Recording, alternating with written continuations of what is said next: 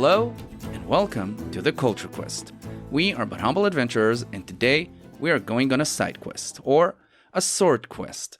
With me, as always, are Peter. Hello. And Barrio. Hello. And I am Inon. Thank you, the listeners at home, for taking part in our noble quest. Side quest number 2, guys. Woo. This one is going to be a lot of fun. It's going to be a bit different from the first side quest we've done. I'm going to tell you all about the story of Swordquest, a series of video games from the early 80s. I don't think you have to be too much into video games or a gamer at all to enjoy the story, so stick around even if it doesn't seem to be exactly your thing. To me, the story of Swordquest is a fun, interesting story. I'm not sure what you guys will think about it, so I've been working on this for a while now, and I really want to share this with you guys and see what you guys have to say. Compared with the first side quest that we've done, which was about the Anthropocene, this is a much smaller story. It's a more specific story, but I don't know, I think it has a lot of charm to it, so that's what I'm going for here. Before we get into that, let me quickly explain the concept of the side quest again. So in a regular Culture Quest episode, we watch a movie, we read a book, we listen to an album, and we discuss our thoughts about it. But on a side quest, one of us chooses a topic that he's interested in, he introduces the topic to the other two hosts, and we try to learn something from it. We try to have an interesting discussion about it. And as I've mentioned, I'll tell you today about Swordquest, and I've prepared a visual presentation to go along with the episode.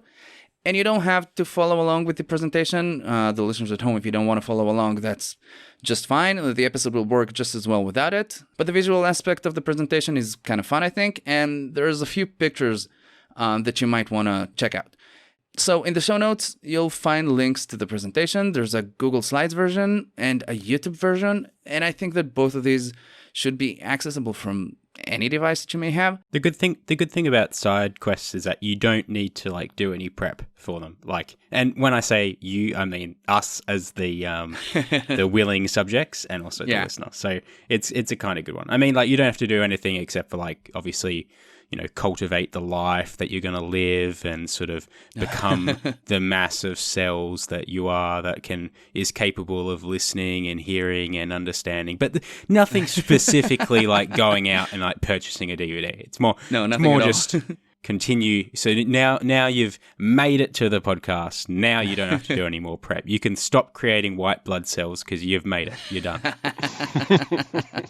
All right. This is the Culture Quest podcast, Swordquest Side-Quest. Catchy. We're gonna run out of the word quest. We're not gonna want to say the word quest anymore after this. I'm gonna tell you all about the story of Swordquest. We're going to talk about video games today, which is kind of fitting. We recently played Firewatch, and we're now playing Gris for an upcoming episode, so if there wasn't a U2 episode in the middle of everything, we could have called it the Culture Quest gaming series or something. But that's behind us now. In the last few years, I found out that I'm really interested in the history of video games, and this is a story that, while not exactly obscure, it doesn't pop up too often. So here's what we're going to talk about today. We'll go over a brief history of the video game industry. We won't go too deep into this, but just to get enough to the starting point of the story of Swordquest. We'll talk about what is Swordquest, what makes it interesting, what sets it apart from other video games. Then we'll talk a bit about the North American video game crash of 1983, which impacted everything in the world of video games at the time. And then we'll get back to Swordquest and see how it was affected by the video game crash. Holy crap, I'm just watching, there's in Netflix a documentary called High Score. I just finished it. Really? So I just started watching it. It's so funny. Yeah, I've been working on this side quest. I think I mentioned it even when we did our first side quest. I've been working on this for a while, and I last week I started working on the presentation, and I just went into Netflix to take a break from working on this, and I saw a series, I think it's 6 episodes, called High Score, about the history of video games. And it felt like a huge coincidence. I really didn't want it to be a lot about Swordquest because we're going to talk about it today. But no, they barely touched Swordquest or Atari or that period of gaming. Yeah, so for me, I think I watched it 2 days ago, and I think the first episode talks a lot about the video game crash of 1983. Yeah, you might recognize a few names. How do you like High Score? Do you like it so far?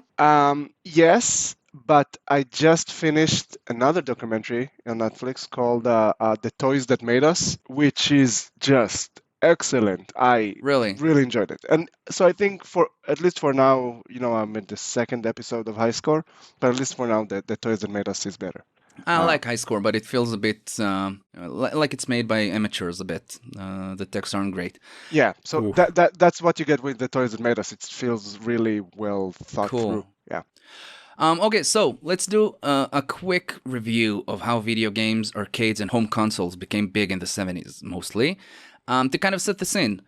So, the first video games were created by computer scientists back in the 50s, mostly for research. And if you're following along with the presentation, the image in the slide shows the game Tennis for Two, created by William Higginbotham in 1958 at Brookhaven National Laboratory. It's considered to be the first game developed for entertainment and not for research. It looks very primitive. I like the idea of all these scientists making games, and they're like, "Oh, what is this one for entertainment or research?" And they're like, "Research." Yeah, no, definitely research this one. Oh, no, yeah, this one's research, guys. It looks fun, but it's research. Yeah, Purely research, trust I me, promise. Yeah. I don't know. It looks really, really, really. No, it's tough work. Trust me, I'm not yeah. having any fun. Yes. And video games didn't gain their popularity until around the 70s. With a few hiccups along the way, some trial and error, and just a bit of de-geekifying of the hobby, it became kind of like the video game industry became kind of similar to how we see it today. It's been a major mainstream industry that offers all types of experiences for all kinds of people to enjoy. And back in the 70s, arcades, which did exist prior to the 70s, basically with mechanical games like pinball and stuff like that. So arcades and home gaming consoles became a thing in the 70s, and slowly but surely they became an inseparable part of our lives. Peter, today you have an Xbox, you have a Switch. Barrio, you don't have a console, right? No. Really? I got like 3 years ago when I moved, a friend of mine gave me, I think, PlayStation 1 or PlayStation 2, which was antique already, right? Yeah.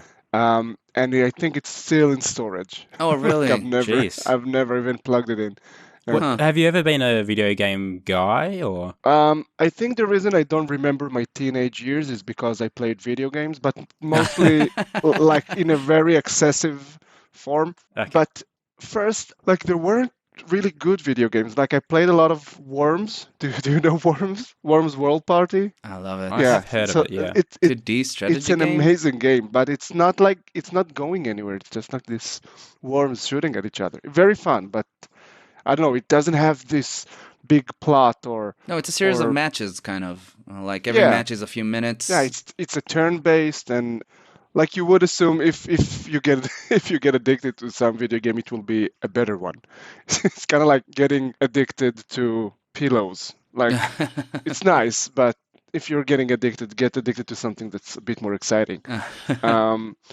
And that's about it. I think there was also a game that me and Inon played called RuneScape, Yeah. which was just I've this heard of it, We yeah. wasted our childhood Yeah. on I that. played it before, but I was just, as the kids say, trash. We played the original version, which was a Flash 117 kilobytes file, I think. Sounds small. No music, basically no graphics, almost nothing. Yeah, and it wasn't even capable of being a full screen. It was No, yeah. like you played on your monitor, but the actual frame size was about a smartphone resolution. Yeah, So it was like 30% of the screen. yeah. So again, like I played video games, but they weren't good. Maybe that's Okay. why it didn't stick. Yeah, when I was growing up, I had the original PlayStation, the original Xbox, and a Game Boy Color, but I had, I think, one game for each console. I basically didn't know there were other games for a long, long time. But I played a lot of games on the computer. Today, like I recently got a PS3 and a PS Classic, but I almost never got to play them as well. Being adult is horrible. Don't do it. It's not worth it. Anyway, in 1966, Ralph Baer and Bill Harrison, I'm gonna pronounce a lot of names wrong probably, but anyway, they started developing a video game system that can be connected to a common TV set, basically the first home console, and the prototype could display two spots that were controlled by the player on the screen. And in 1967, they came up with the idea of adding a third spot, which led to the creation of a tennis-like video game where each player controlled a dot, which served as a paddle, and the third one was the ball. Is that Pong? It's a precursor to Pong. That's Pre-Pong. Yeah, exactly. In 1971, that system was licensed by a television company called Magnavox, and in 1972, the system was released as the Magnavox Odyssey. At launch, this system had 12 games built in, and each game had its own accessories. Like, you'd get like cards for each game that you could physically fit on the screen of the television, which added a bunch of information to what the system could generate at the time, which were 3 dots and a line. And the Magnavox Odyssey did not sell very well. But in 1972, Nolan Bushnell and Ted Dabney. Nolan Bushnell, he's featured a lot in that High Score documentary that we mentioned. They've started Atari, and they hired a programmer called Alan Alcorn, and they asked him to recreate the Magnavox tennis game kind of as a practice. And his version proved to be a lot of fun. And I guess that copyright in the video game industry back then was different because they just went ahead, named their version Pong, and released it as an arcade cabinet in late 1972. And at first, it was a limited release, but by March of 1973, it was widely spread. Like, it was everywhere. It was very well received, very popular, and it's considered to be the game that created a mainstream interest in video games. And obviously, Pong's success was noticed by everyone, and a lot of video game manufacturers released their versions of the ball and pedal game, which unfortunately saturated the market and slowly led to a drop in sales, a motif that would pop up again later. So Atari and other major video game makers of the time tried creating new types of games, new genres, tried to diversify a bit, and they created racing games, dueling games, shooting games, all kinds of stuff. Some games were also licensed versions of Japanese games, which down the line becomes a major part of the video game industry. And I'll mention that at the time, in the 70s and maybe the first few years of the 80s, the American market and the Japanese market were basically two separate things. It wasn't as international as it is today. At the time, arcades were becoming very, very popular, and something that helped the growth of arcades at the time was an effort by someone called Jules Millman, which he made an effort to change the reputation of arcades, because at the time, they were considered to be very questionable hangout places. And Millman noticed that arcades were making money despite being located in bad areas and being poorly run. Like, he realized that there was a lot of potential there. He decided to give it a go, and because of the reputation that arcades had, it took him quite a while to find a shopping center that would agree to host one of his arcades. And in 1969, Millman opened an arcade in a shopping mall in Harvey, Illinois, in which eating, drinking, and smoking were banned, and there was a staff that was keeping an eye on the patrons. That's serious. Like, you can't even like have a drink or something. That's tough. Yeah, you kind of think of arcades as a place for having fun, but you can't eat, you can't drink, and you can't smoke. What the fuck? No, I'm kidding. Harsh. But anyway, yeah. These arcades were portrayed as a safe environment in which parents could leave their children behind and just go shopping. And it worked. Millman opened a bunch of arcades in other shopping malls, and later he sold his chain of arcades, which became Aladdin's Castle, which I've never heard of, but I think that, I don't know, maybe if you live in America, and maybe if you were part of that scene, I think Aladdin's Castle is a big name. And other entrepreneurs followed his lead and opened their own places in shopping malls, and it basically reached a point by which arcades were an integral part of a shopping mall. Like, there wasn't a shopping mall without an arcade in it. And throughout the 70s, video game arcade cabinets, and, they had their ups and downs. They had successes and failures. And all the time, they were competing with pinball machines. And in parallel to that, in 1975, everyone seemed to release their own ball and paddle dedicated home console. There was a Magnavox, Atari, and Coleco ones, and a few other manufacturers released their own units. And for 2 or 3 years, they sold very well. And around 1977, there was a huge competition between home consoles, video game cabinets, pool tables, pinball machines, and the then new home computer systems. Were the home consoles connected to the television, or did they come with a screen? No, it's like you imagine it. It's connected to a TV, to your home TV. Yeah. Like I'm surprised that TVs came with the right socket. I was too. Well, I guess there was VCRs at that period. There were. Okay, so Maybe they use the same connectors as VCRs and beta players and yeah, probably like it was the same video input. Yeah, that's a good point. And then something happened that kind of tipped the scales toward video game cabinets and home consoles. Around 1977 and 1978, Tomohiro Nishikado was inspired by a popular game called Breakout, which is the ball and paddle game in which you're supposed to break lines of bricks. I think that's there's my a favorite bunch, one. That's my yeah, favorite. there's a bunch of versions of this game.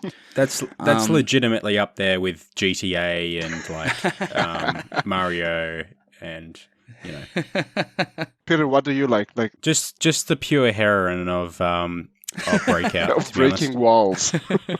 So Nishikado created a game in which it's basically based on Breakout, but the pedal itself was replaced by a gun stationed behind a few barriers aimed at a few rows of aliens that moved from side to side and descended towards the players.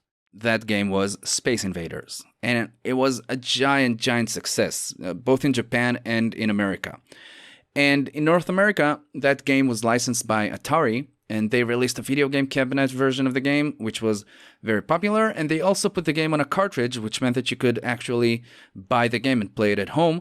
At that time, it was still a fairly new concept. Most games you couldn't really take home and play. You had to go to an arcade to enjoy them, but home consoles began to use replaceable cartridges, so you could play whichever game you want.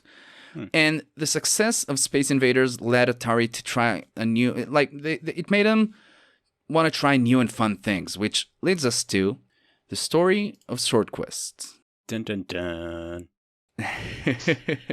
So, the success and popularity of games at the time, like I've said, it allowed Atari to release a series of games that were part of something that was a bit bigger than just a few virtual adventures. Swordquest came with the promise of giving the gamers a chance to be an actual part of the quest and maybe even win a few coveted relics.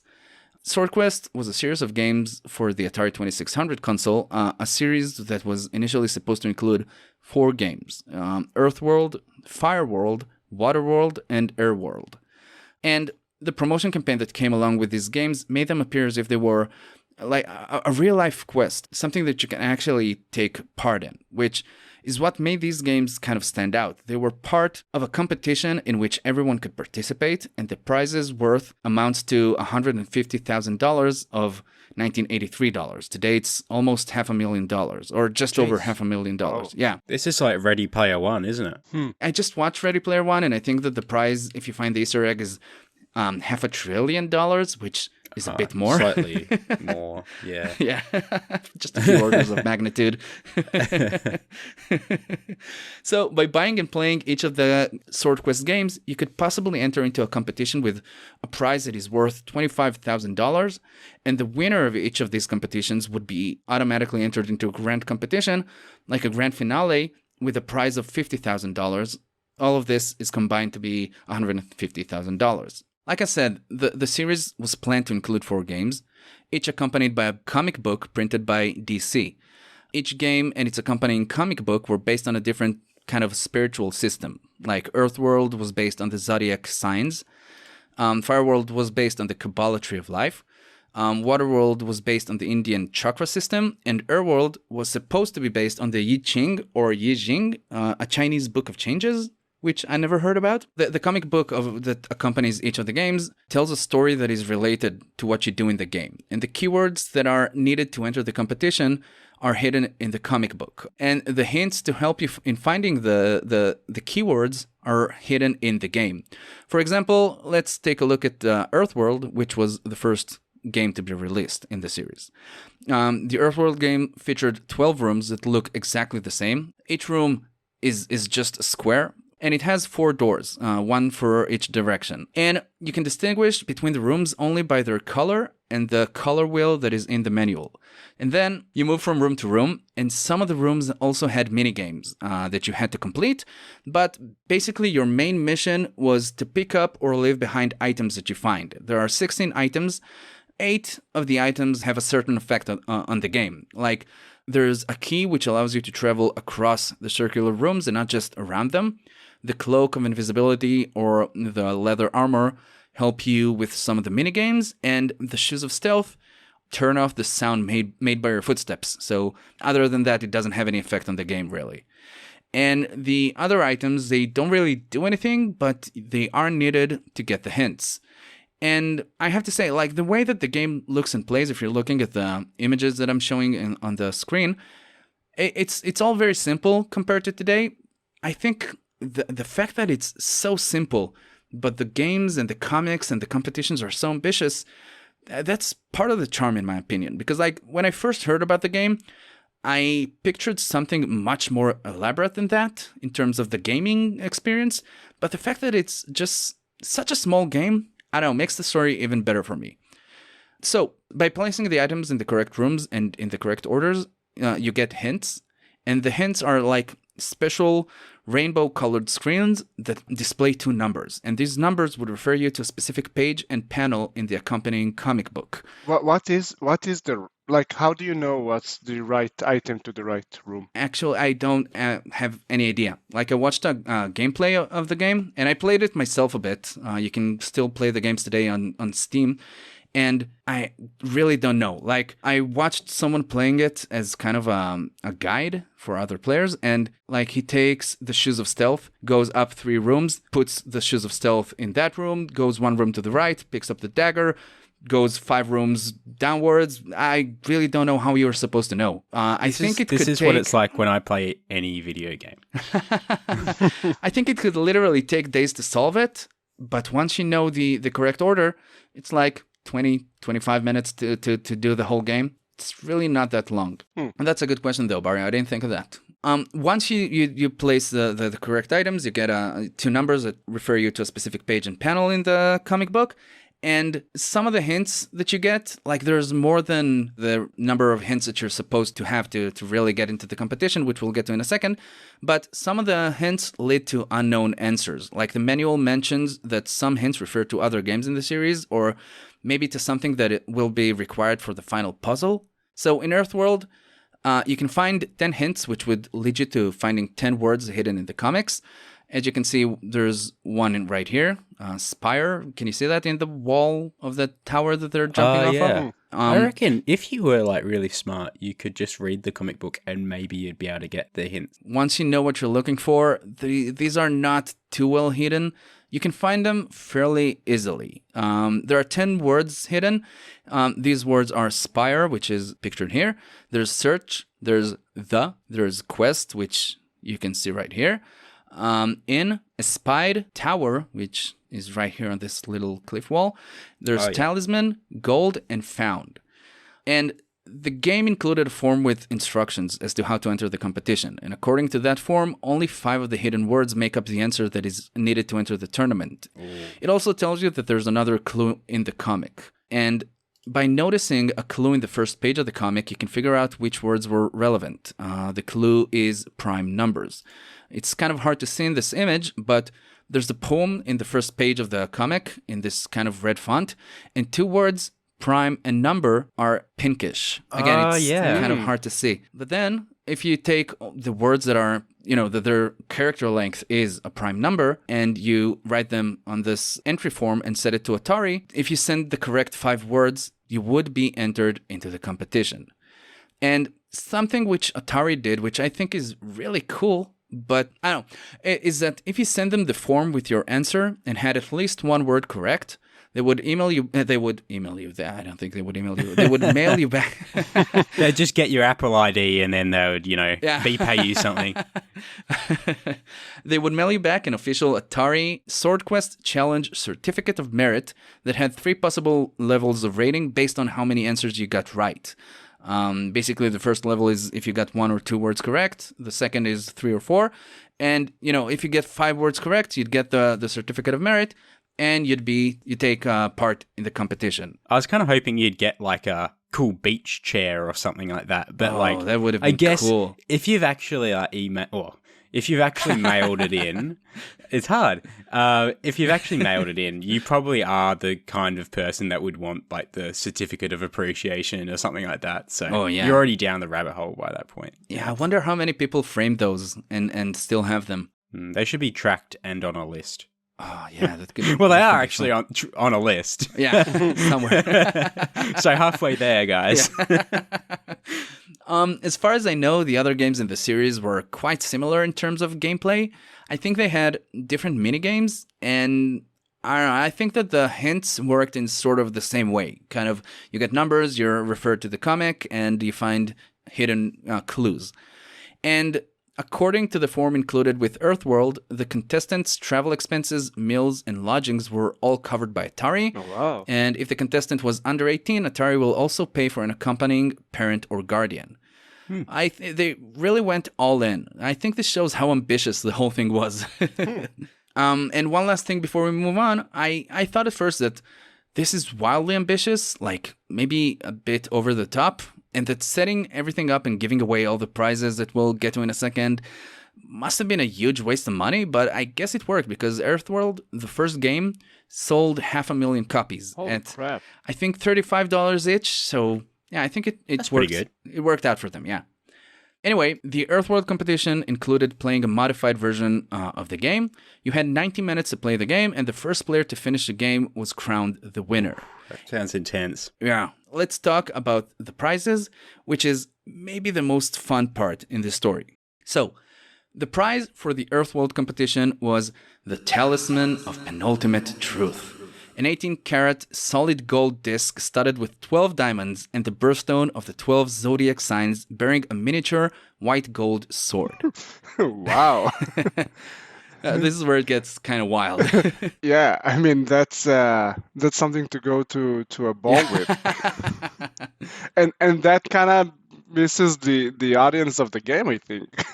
I don't know. I think geeks would love a talisman, a talisman of penultimate truth. It sounds so geeky. Yeah, it's a great collectible. That's for sure. It's better than a Nintendo Amiibo or the little Jimmy Page guitar you have in your office, Peter. Yeah, what about it? This is it's better than it's. Wait. Are you throwing shade? Are you saying the talisman is better than the double neck Gibson SG? 25,000 solid gold penultimate truth talisman. Yeah, it's better than a replica guitar. The prize for the Fireworld competition was the Chalice of Light, a platinum and gold goblet studded with diamonds, rubies, sapphires, pearls, and green jade. That looks pretty cool. Again, a bit over the top. I like that one better because you can actually drink out of it. Yeah, like imagine drinking your root Morning beer. tea. Yeah. So if you're following along with the presentation, you can see pictures of these magnificent prizes, but I'm sorry to say that for the next prizes, there are no pictures, and the reason for that will become evident. The prize for the Waterworld competition was the Crown of Life, a solid gold crown decorated with diamonds, rubies, sapphires, and aquamarines. And the planned prize for the Airworld competition was the Philosopher's Stone. Is it? Am I getting a bit sort of too into it, or is Philosopher's Stone like? Is JK in trouble here? Are we pressing a lawsuit or? Yeah, she didn't make that up. It's kind of a standard, right? Is it? I think so. I'm not sure. I mean, you can use 3 words in a row. No one's patented the words "the Philosopher's Stone." That's weird, though. Like that's. It looks completely different though. From like you haven't actually put the actual image, but you put like some sort of like historical DNA evidence, like remapping of it, and like it looks different. Yeah, it's what we're seeing here is kind of a drawing of the box that would hold the Philosopher's Stone, and the Philosopher's Stone is a large piece of white jade in an 18-karat gold box encrusted with emeralds, rubies, and diamonds. Fuck. Yeah, that's something so weird to give to geeks. Yeah. Oh my god! Imagine having the box and losing the stone on the way home. I would only imagine that if you collect all the items, all the prizes from all the sword quests, then you will be finally able to lose your virginity or something like that. And then there's still the ultimate prize to be won by the winner of the grand finale, which was the Sword of Ultimate Sorcery. It had a silver blade and an 18-karat gold handle, which was covered with diamonds, emeralds, sapphires, and rubies. I like the image you've put for the sword. It's like a photo of Sasquatch. You know, this could be it. Like we're not 100% sure. The only confirmed sighting. Yeah, even not confirmed. But given the time this picture was taken, it was probably like the best camera they had, and like they were like, oh wow, look at the detail and stuff. And now we're like squinting, like it could be a sword. Like, is it even a sword? Yeah. Okay, so let's talk about the competitions. The Earthworld competition was the first one to be held. 5,000 entries were received for the Earthworld puzzle, but only 8 were correct, which is kind of weird. Only 8 were correct because it's really not that hard. The first thing I think about that is like if only 8 out of 5,000 were correct, it's possible that none of the 8 actually knew any of the prime number stuff. Like, because you think about like, if it's only 8 out of 5,000, there would be some that would just get it by chance. Like, would have all the words, but didn't know the prime number thing, and would just get it by chance. Stumbled upon the correct words. So it's pretty likely that most of those 8 probably didn't know it. So yeah. And the competition took place in May of 1983, and Stephen Bell was the winner of the contest, and he won the Talisman of Penultimate Truth. It is said that the answer needed to enter the Fireworld competition was much easier because 73 people have solved it, up from 8. And to filter out the contestants for practicality, Atari asked each of the contestants to write a short essay about what they liked about the game, and they didn't spend much time on that, did they? They were like, quick meeting, guys. What should we do? Essay of why they like the game. Great, let's go. Have them write an essay. I wish I could have read those essays. Like, they had 73 video game nerds write about why they like a very geeky video game, which, you want to win the Chalice of Light? Yeah, fucking write an essay. I wish I could have read those essays. I'm not sure if they should be in museums or burned. And out of those 73 competitors, they filtered out 50 competitors. The Fireworld competition took place in January of 1984, and Michael Rideout was the winner of that competition. He won the Chalice of Light. So, two contestants, 2 moustaches. Yeah. Interesting. I don't know. I think that was it. Continue. Yeah, you found the conspiracy theory behind it. Well done. It's not about the gold goblet. It's about the mustaches of the holders. As a person who can't do the mustache thing, I'm like, what is going on here? Like, there must be something. You feel left out. Yeah, very suspicious. Yeah, no one wants to admit, but that's how they filtered out the contestants. Yeah, I think this Michael Rideout, he looks much nerdier than the first guy. The first guy looks like he could have been on Baywatch on a good day. Yeah, but this guy's like proper nerd. Baywatch on a good day. You, sir, are very generous. It's pretty buff. Go back for the previous one. Stephen Bell. He looks cool for 1983. That's because of his shirt, and he's literally standing on a platform that says Atari, surrounded by the zodiac signs. Yeah, holding a golden amulet. Don't forget that. The Talisman of Penultimate Truth. Why not the ultimate truth? I don't know. Yeah, let's not get into that. That's a wrinkle, isn't it? It's almost the ultimate truth. That's actually very odd. I think they just like the word, the big word, penultimate. Yeah. It sounded good to them. I would have to think so. They're not holding back. Like, all the names of this thing, they're not like, well, actually, I don't know if it's that truthful. Maybe we'll just scale it back one, guys. Yeah. I think it's like they were looking for 3-syllable word, and like, well. Yeah. They were afraid of lawsuits, like for someone to come and say, well, this isn't the ultimate truth. Yeah. Well, it's penultimate. Yeah. It's okay. Anyway, after the Fireworld contestant, something happened that made Atari change all of their plans, and that is the video game crash of 1983. Like I said, the Swordquest games and the competitions were supposed to take place in 1983 and 1984. And I don't know if you've heard about the 1983 video game crash, but it is mentioned in the High Score documentary on Netflix. And from the name alone, you can tell that it probably wasn't a step in the right direction for the industry as a whole, and that it took place at the same time as everything related to Swordquest. And I'm not going to go too deeply into this because this is a whole different subject of its own. I'm going to go over it briefly, and then we'll go back and see how it affected the story of Swordquest. So, between 83 and 85, the video game industry as a whole, and the home consoles market specifically, experienced a major crash. And the two main factors that have led to the crash were these. The first was market saturation. The home console market seemed so successful at the time, and despite warnings from a few economists who said that there were signs of market failure, home console production was in full steam ahead mode, basically.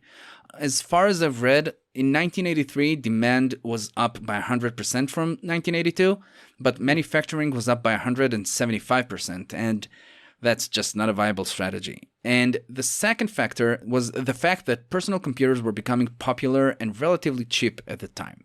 Let's focus in a bit on the market saturation factor first. So, Atari's success in the home console market has paved the way for a bunch of other companies to enter the market.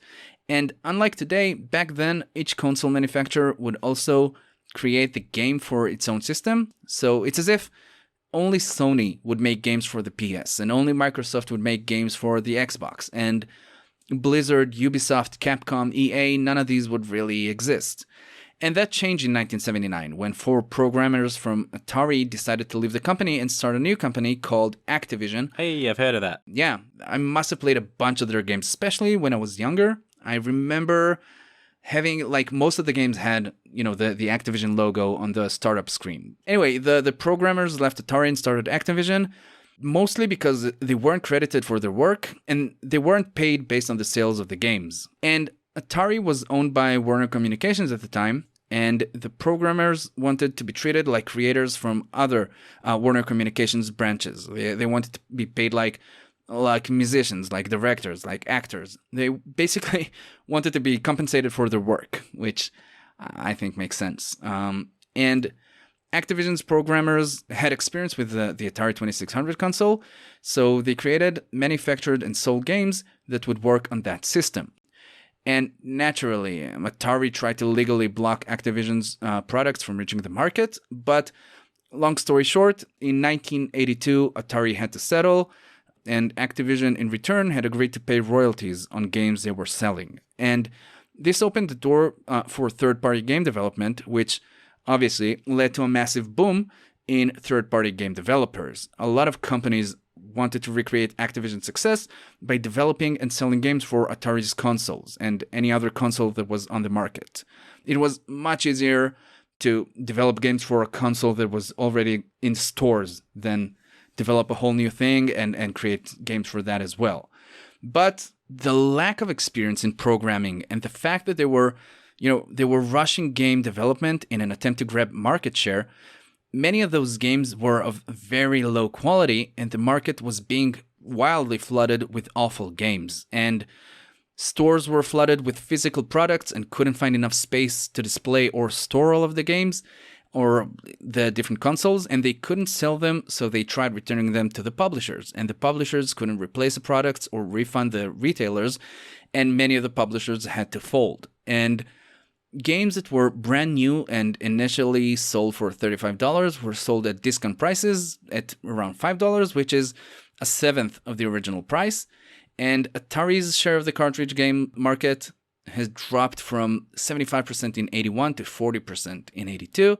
Oh, wow. Yeah, it's a huge drop. And the home console market was, it was still a relatively new thing. And consumers who didn't really know any better, they were drawn to games that had attractive price tags instead of buying games of higher quality. And the industry as a whole just got a bad reputation. So, as I mentioned, the second major factor was the rise of personal computers. And by 1982, desktop computers could play more sophisticated games with better graphics and sound quality in comparison to home consoles due to faster processors and expanded memories. And personal computers prices have dropped by then to a point in which they were able to compete with home consoles. And people were attracted to them for their versatility because you could play games on them, maybe even better games, and then use them as word processors and home accounting machines. And also they had writable storage capabilities, which meant that you could actually save your progress in a game, something you couldn't do on a home console. Ooh, so I'm not sure if I told you guys, but I had a GameCube back in the day, my first console. I'm young, but played Simpsons Hit and Run, and I played the shit out of that game. That was just the most fantastic game I've ever played. And I don't know what happened, but I lost a memory card or something. So for about a month, I must have been on holidays or something, but I had to play through every level to get to the level I wanted to play every day. Oh. So I think I would play through at least level 4, which I believe was the second. I think it was maybe Bart's level or something like that. But so I'd play for like 4 hours to get to the point, and then I'd just start playing like where I was at and having fun on the level and stuff like that. It was absolutely insane. Like, I could not believe my commitment to that game. But yeah, when it comes to video games, kids are so dedicated. They'll do anything. I miss being so dedicated to something like that. But yeah. So totally nowadays, I would just wait to get a memory card. I'd be like, oh, okay, I'm not gonna play through the whole crazy. game. But yeah, it was pretty crazy.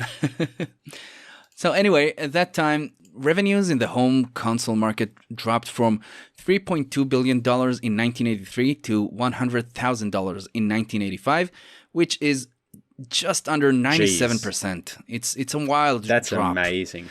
A bunch of companies had to shut down. Most of the others were severely affected by the video game crash. And Atari, which are the stars of this SideQuest episode of ours, have done something somewhat iconic in response to the video game crash. In 1982, they produced a large amount of video game cartridges. They didn't foresee the coming recession, and they were naturally expecting to sell well. But due to low sales, Atari ended up physically burying a large amount of excess stock in September of 1983 near Alamogordo, New Mexico. That's when you know things aren't going well, you know? When you have to bury everything you've done. Hey, boss, we just buried about 100,000 cartridges. Is everything all right on the back end? It's more towards the 700,000 cartridges. Oh, jeez. Over 500,000 cartridges. They just buried them. Like they couldn't sell those games, and the most practical solutions they came up with is to just bury everything. That's amazing. And in 2014, a dig up of those cartridges took place, and there's a documentary made about it called Atari Game Over, which I think is totally worth a watch. It's a lot of fun. I really enjoyed it. Kind of sad, but at that point, many people believed that that was the end of home consoles. The crash was massive. 97% drop in revenues. It's wild. I think in that Atari Game Over documentary, a lot of people said that Atari was a major part of their life, and then just suddenly they just weren't around anymore, and no one knew why. Anyway, the video game crash of 1983 is considered to be the end of the first generation of home consoles and the beginning of the second generation, which started with Nintendo's entry into the American market with their Nintendo Entertainment System, or the NES. And the NES was released in 1985, and it was the American variant of the Japanese Famicom, which was released in 1983. And Nintendo were smart to plan their entertainment system with the lessons from the video game crash in mind. For example, they limited the production of third-party video games, and they used a seal of quality on the products that met their quality standards. And they designed the NES to be front-loading to kind of remind people of the VCR machines, which were very popular at the time. And they called it an entertainment system instead of a home console to kind of differentiate it a bit. I remember that when the PS2 came, there was a built-in DVD player inside of it. And I thought, oh, wow, that's such a fine bargain. Yeah. You get a real entertainment system because you can also watch movies. I think the NES came with, it came with the light gun, and there was a robot that you can buy and attach to it and play games with. They had a bunch of accessories to kind of convince toy stores to sell the NES because no one wanted to sell consoles anymore. So they had to show, no, there's a bunch of accessories and other stuff that you can buy for it. It's a toy. It's not a home console. Like, the market was really bad at the time, and they really had to work hard to be even a part of it. Anyway, let's get back to Swordquest. Let's talk about Swordquest after the video game crash of 1983, because obviously the video game crash affected the whole industry, and Atari and Swordquest included. So, with Atari's market share dropping and having over-manufactured a bunch of games, Atari found themselves in quite a tough spot. They had to do anything they could to try and recover, and the Swordquest series was directly impacted by it. The Airworld game, the fourth in the series, was flat out cancelled, and the Waterworld game was released, but only a very small number of cartridges were manufactured. The game cartridge is now considered to be very rare. I looked it up on eBay. I found a few selling for around $270 at the moment, which, is a lot of money, but it doesn't sound like a wild number to me. Yeah. And the Airworld competition, along with the game, again, was just canceled, and the grand finale as well. But that wasn't the end of the story, because Atari couldn't just cancel the game and counter losses, because due to the fact that Waterworld was promoted with a promise of a prize-bearing competition, that was a major selling point which helped in selling the game.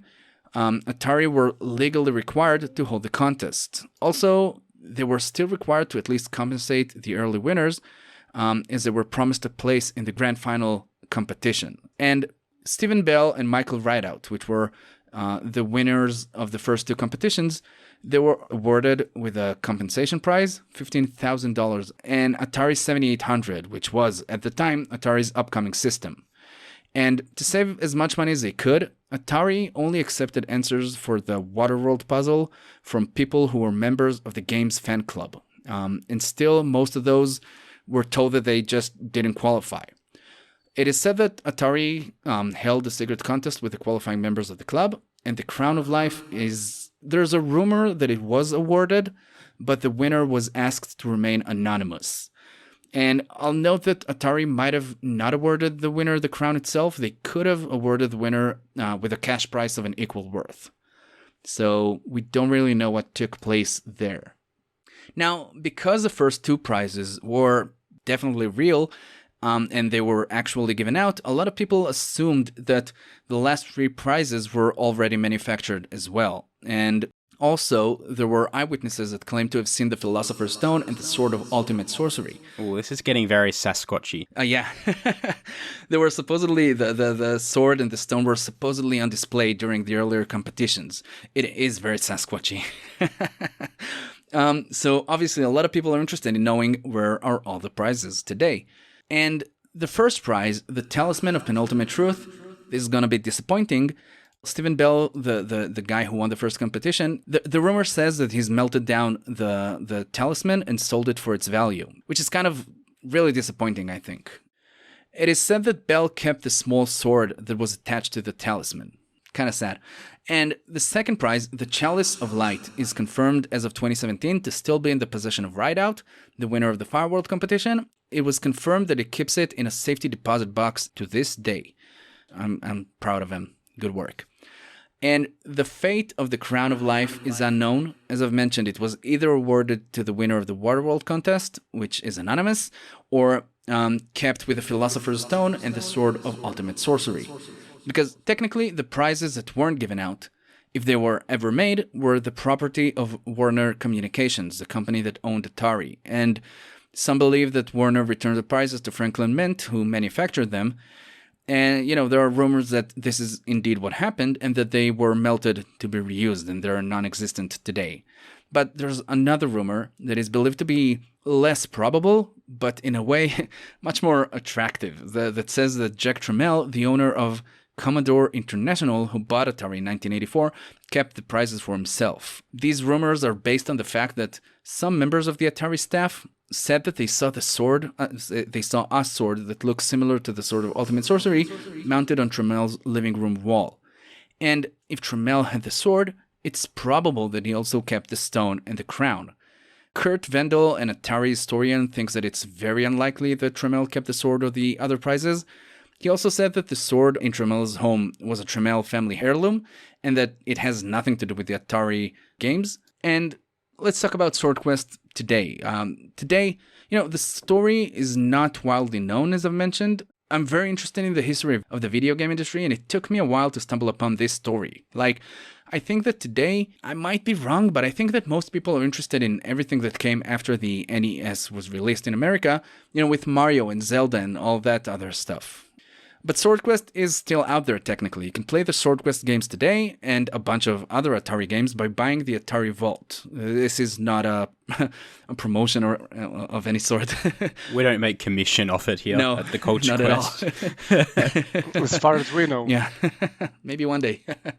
And the Atari Vault, every once in a while it drops in price. I got it for $2, and you can play the games, you can enjoy all the horrible sounds that they make. Like, walking through a door in the Earthworld game sounds like you're being eaten by a digital monster. It's horrible. You can read the comics with the Atari Vault. You can go through the manuals, which I had a lot of fun doing. It's really interesting stuff. The story of the Swordquest competitions are the basis for the 2017 fictional comic series called Swordquest, which follows one of the contestants 30 years after the original competitions as he's trying to obtain the grand prize. The comics are available on Comixology, which is a service I used to read the Transformers comics we read a while back. Again, no commission? No, not at all. Wait, so in this comic, there's an actual player who played in the competition and is now after the actual treasures, the prizes? Yeah, something like that. It's cool. It's all of the characters are fictional. I don't think they're real people from the 80s. And yeah, there's a story about, the grand prize is still out there for some reason. You can still go out and get it somehow. I don't know. I didn't really get into that. I might read it someday. I see a bit of some recommendation, but it's by Patton Oswalt, the actor. That's interesting. Ooh. I didn't know notice that. Yeah, I didn't know he read stuff like that, but that's cool. Yeah, he's kind of the king of the geeks. If anyone would read this, it'd be Patton Oswalt. I love him. I love his stuff. I love his stand-up comedy. Oh, really? I haven't really got into him that much, but pretty good. Seen him on a few things. And also, the original Swordquest series is mentioned in the Ready Player One book and movie, which is kind of cool. I don't remember where it's mentioned in the book, but I mentioned it earlier. I watched the movie last week to kind of hunt down the Swordquest reference, and it was a lot of fun. I think they mentioned it by name and also showed the game for a couple of seconds in the middle of it. That's very In what context? Do you remember the last puzzle that you need to go through to get into the Holiday Egg or whatever it's called? You have to play an Atari 2600 game, and they have like a bunch of Sixers, I think they're called, the bad guys, just standing in line trying all kinds of games. And there's the people who are back in the office space or whatever it's called, that they're, the kind of the people who study the pop culture and stuff. And they're like going over a list of Atari games. And one of them, says it has to be Pong. It has to be that. I mean, have we tried this game? Have we tried that game? And then in the background, you hear one of the oologists, I think they're called, kind of yells out, we should try the Swordquest games. They actually had prizes. It must be them. And that's it. Oh, okay. But they do reference some game. Yeah, the game that you have to, they actually used in order to win is called Adventure, which is the first game that had an Easter egg in it. I think it came out in 1979. Adventure, what a generic name for a game.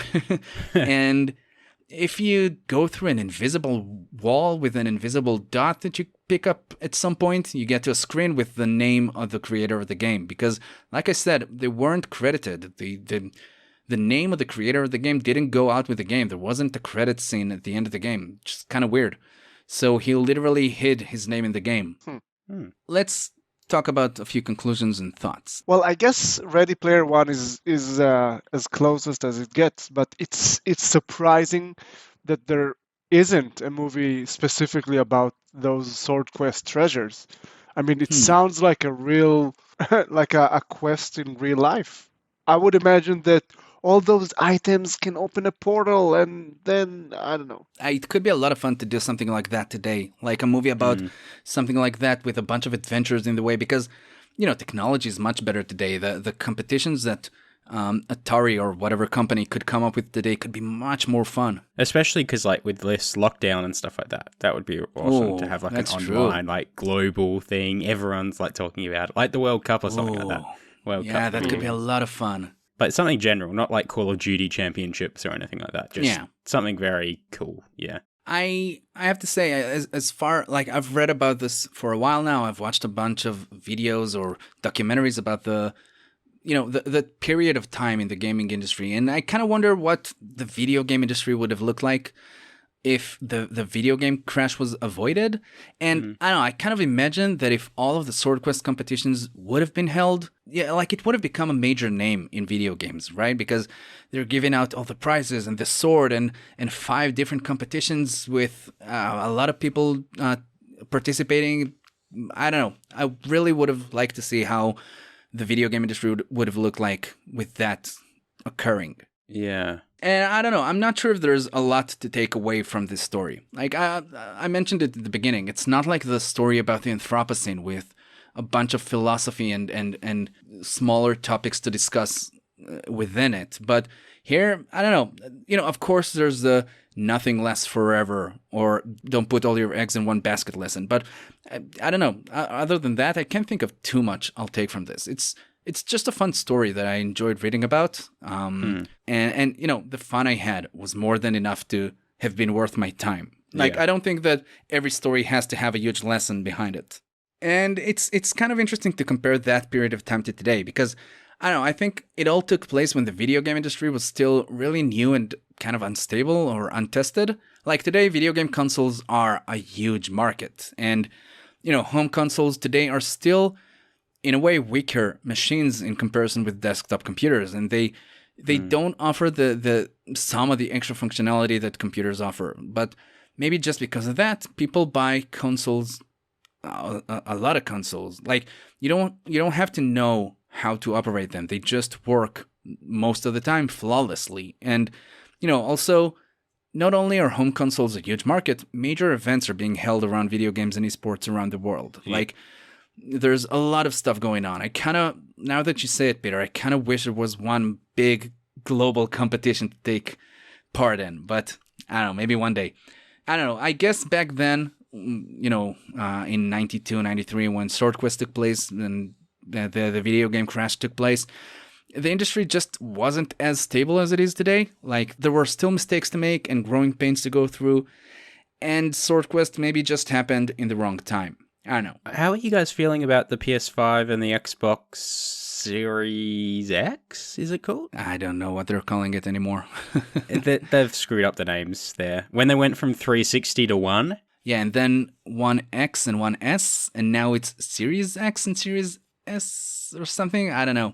Yeah. It's all very confusing, but I'm very excited about them. I'm not going to get one soon, but maybe down the line, because I can't see myself finding the time to play them, But they look amazing. They look so much fun. The graphics are wild, and I heard there's basically no loading screens, which is a dream, I get excited about consoles because I've never been a PC guy.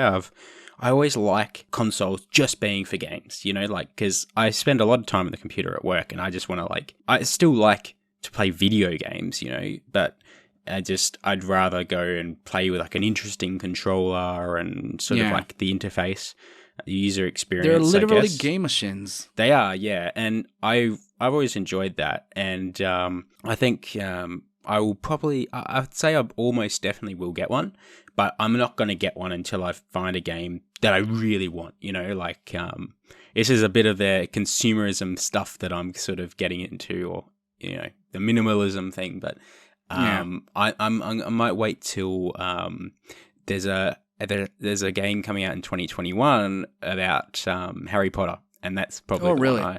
It's based, I believe it's the past, before Harry was born. I believe that, but I could be wrong. But it just looks amazing. You can choose what house you're in and all that stuff. And so I'll probably get one. I don't know if I get the PS5 or Xbox. I don't really have too big of a connection, or I've always liked the Xbox controller a little bit more. But Yeah, so I'll probably get it when that comes out. I'll try to get like one of those deals where you can get like their Harry Potter coloured machine or something like that, and or you get like a special controller or something with like Harry Potter on it. So that would be ideal. But Is that the Hogwarts Legacy game? that's the one. Yeah, Yeah, it looks great. really fun. So Yeah. and especially it should be like really snappy with the next gen consoles as well. Yeah, I really wanted to get a Nintendo Switch. It seems to like a lot of fun, but I still didn't. Maybe I will. I got one but, during lockdown. Yeah. Do you use it in portable mode a lot? Well, I got the Lite, so it's only in portable mode. And oh, cool. I love it in portable mode. I've got a few games. I had Super Smash Bros, which I played with a few friends. I'm not the biggest on it, but like it's just a lot of fun, talking to friends on Discord and then playing. But I got it and I played a lot of Rocket League, where you drive around cars and then you try to hit like this soccer ball into like this big soccer pitch, and that was just so much fun. It's like a sports game, but then also not a sports game. It's just so much fun. And obviously I played Firewatch on the Switch, which is great. Like, as I said, I just love like being able to like lie down and play. Like, I don't know, there's something about like sitting in a chair which doesn't relax me that much. I like to sort of like lie down, put my feet up and stuff. So I don't know. I went through the list of games on Switch, and there's a few I'd love to play: the Mario Odyssey and the Zelda Breath of the Wild. But there's the not list a lot. Isn't too long, so I just just didn't get it yet. Maybe one day. I don't know, because they're still releasing a bunch of games. They are, yeah. I got Mario Kart as well, because you have to get that basically by law. I love that game. It's Not too an amazing good at game. I really suck at it. I'm like particularly bad at it. This is going to be episode 34, which the first side quest was 17. So I think the next side quest is going to be 51. Yeah, episode 51. That'll be after our special 50th episode. Ooh. Wow, that's crazy, man. Let's see if we get there. That doesn't sound encouraging, I'm sure we can do it. I'm just kidding. Next episode, we've mentioned it and we introduced the subject last episode. We're going to talk about Gris, a video game. I think it's an indie video game from a Spanish developer. Do you remember anything about that, Peter? I think it's Spanish, yeah, because Gris... Yeah. Well, actually, no, I'm not quite sure, because it was... Gris is Spanish for grey, so that's where the Spanish bit comes from, but I think it was a... Oh, no, you're right. Sorry, just ignore all that. That is a Spanish indie developer. Nomada Studios and Blitworks? Yes, that's the one. So, thank you, Peter, and thank you, Barrio, for staying true to our goal. And thank you, the listeners at home, for helping us along the latest stage of our quest. We hope that you join us again next episode, and we'll talk to you soon. Bye-bye. Bye-bye. The Culture Quest podcast is part of All the People Network. Visit our website at culturequestpodcast.com to contact us or see a list of our upcoming episodes. Follow us on Twitter at CQ_podcast and tell your friends about us. Find out more information about All the People Network and the other podcasts it includes at allthepeoplenetwork.com.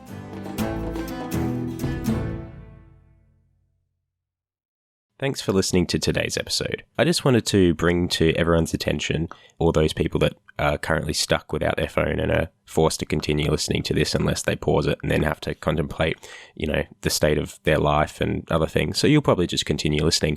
I just wanted to give a bit of a shout out to a website, actually. It's called givewell.org. So that's give, G-I-V-E, well, WELL.org. So it's a .org, so it's legit.